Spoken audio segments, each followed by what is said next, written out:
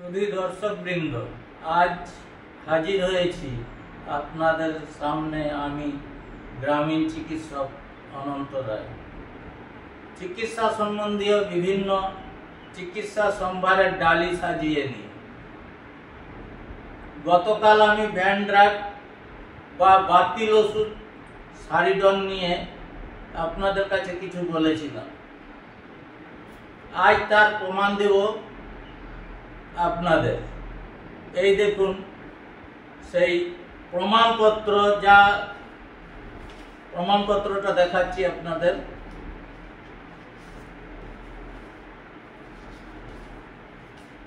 এই দেখুন সেই প্রমাণপত্র।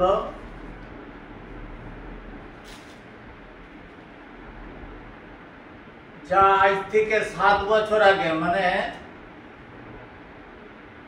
নিষিদ্ধ ওষুধ সারিডন সহ 328টি ওষুধ বিক্রি বন্ধ হয়ে গেছে 14/9/2018, মানে আজ 25 সাল। তাহলে 7 বছর আগে ব্যান্ড হয়ে গেছে। কিন্তু কোম্পানি কি করেছে, বাজারে আবার নতুন সারিডন, নিউ সারিডন নামে বাজারে ছেড়েছে। নিউ সারিডন মানে সারিডন, প্রোপিফেনাজোন এটা বাদ দিয়ে প্যারাসিটামল আর ক্যাফিন রেখে দিয়েছে, দিয়ে বাজারে ছেড়ে দিয়েছে নতুন নামে। এবার বাজারের মানুষ খাচ্ছে কিনে। অতএব আপনারা সাবধান, নিজেদের বিপদ নিজেরা কেউ ডেকে আনবেন না। তারপরে আপনাদের আরো কিছু আমি বইয়ের নাম দেখাচ্ছি। এটা আমার নিজস্ব লেখা বই। যদি আপনারা চান, এগুলো আপনারা ওই এর মাধ্যমে আমার সঙ্গে কন্ট্যাক্ট করবেন, আমি পাঠিয়ে দেব। এতে আরো অনেক বই আছে, এটা আমি দেখালাম। এছাড়া আরো অনেক বই আছে।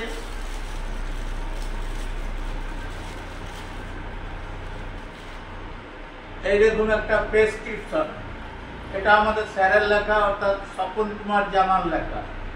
তাহলে এই সব বই আপনারা কিনবেন। যদি কিনেন, আপনারা যারা প্র্যাকটিস করেন গ্রামে ঘরে, তারা কাজে লাগবে এটা। এবং রাস্তায় চলতে চলতে আপনারা পথে ঘাটে দোকান থেকে অনেকে অনেক কিছু ওষুধ কিনে খান, যার কম্পোজিশন আপনারা অনেকেই জানেন না। আবার জানলেও সেটা যে ব্যান্ড হয়েছে কিনা, অর্থাৎ বাতিল হয়েছে কিনা, এ সম্বন্ধেও হয়তো আপনাদের অনেকের জানা নেই। তো এই সমস্ত জিনিস, এই যে প্রেসক্রিপশন, রোগ চিকিৎসার প্রতিচ্ছবি, সোসাইটি সোশ্যাল ফার্মাকোলজি, এই সোসাইটি ফর সোশ্যাল ফার্মাকোলজি, এই বইটা আপনারা দেখবেন, আমাদের স্যারের লেখা, স্বপন কুমার জানা। তাহলে অনেক কিছু বুঝতে পারবেন। এর থেকে কয়েকটা লেখা আপনাদের আমি পড়ে শোনাচ্ছি। দেখুন, মুখবন্ধে লেখা আছে, কাজটা শুরু হয়েছিল নর্থ বেঙ্গল মেডিকেল কলেজ 1992 সালে। প্রেসক্রিপশন সংগ্রহ ও বিশ্লেষণ, তার থেকে গবেষণামূলক লেখা শুরু করেছিলেন ওরা।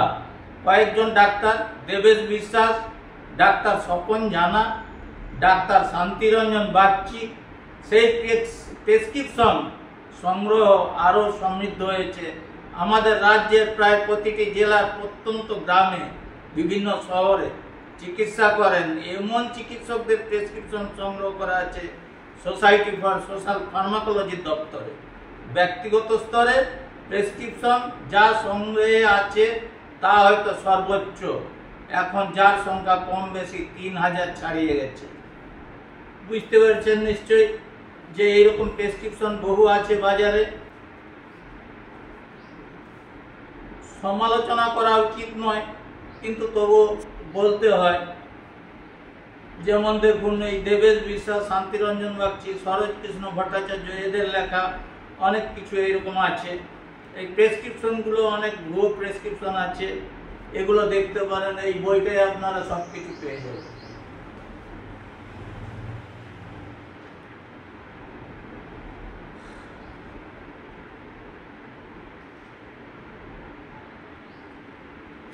আরেকটা বই দেখাচ্ছি, দেখুন, এটা স্বপন কুমার জানার লেখা।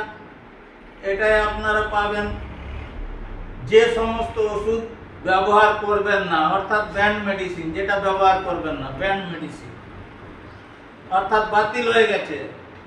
সরকার এই ওষুধগুলোকে বাতিল করে দিয়েছে, এটা ভালো করে জানবেন। এইখান থেকেও আপনাদের কয়েকটা কথা আমি বলছি।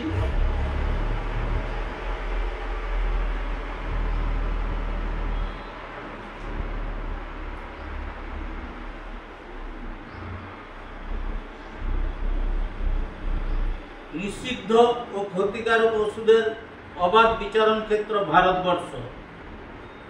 বর্তমান ভারতবর্ষের বাজারে প্রায় ৪৫,০০০-এরও বেশি রকমের ওষুধ চলছে। জানা গেছে ভারতে প্রচলিত ও ব্যবহৃত ওষুধের শতকরা ৬০% অপ্রয়োজনীয় ও শতকরা ২০% ভেজাল। শুধু তাই নয়, ক্ষতিকর ও নিষিদ্ধ ওষুধ বিক্রি হচ্ছে প্রায় ১০০ রকমের। ১০০ রকমের ওষুধ এরকম বিক্রি হচ্ছে। অর্থাৎ নির্দ্বিধায় বলা যেতে পারে ক্ষতিকর ও নিষিদ্ধ ওষুধের অবাধ বিচরণ ক্ষেত্র ভারতবর্ষ। আর এসব ক্ষতিকর ও নিষিদ্ধ ওষুধ সমূহের প্রধান উৎপাদক হল বিদেশি ওষুধ কোম্পানিগুলি, অর্থাৎ বহুজাতিক ওষুধ কোম্পানিগুলির দৌলতে ভারতবর্ষের বাজার ক্ষতিকর ও নিষিদ্ধ ওষুধে ছেয়ে গেছে, অথচ কেন্দ্রীয় সরকার সম্পূর্ণ নীরব। কিন্তু দেশের ঔষধ নীতি তারাই নিয়ন্ত্রণ করে থাকে। বিদেশি ওষুধ প্রস্তুতকারক সংস্থাগুলি ভারতের ওষুধের বাজারে ৬০% স্থান দখল করে আছে।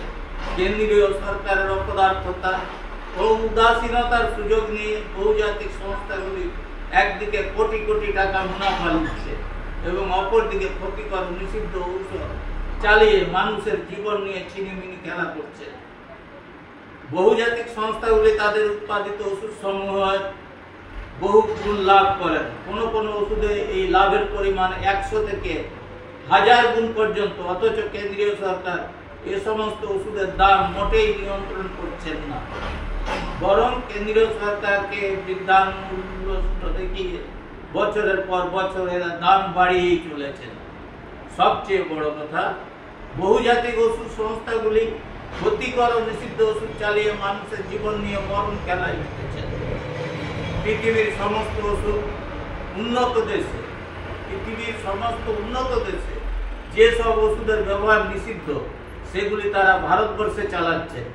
বিশ্ব স্বাস্থ্য সংস্থা ৪৬টি ওষুধ নিষিদ্ধ করার আবেদন রেখেছিলেন বিশ্বের সমস্ত দেশগুলির কাছে।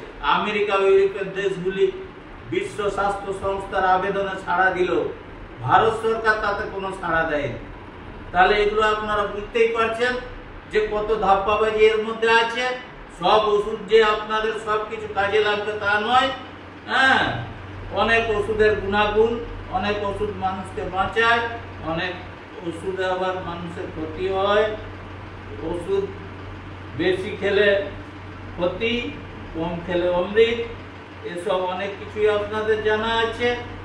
অতএব আর বিশেষ কিছু বলছি না, আজকের মতো আমি এখানেই শেষ করছি। পরের দিন আবার আসবো নতুন কিছু সংবাদ নিয়ে।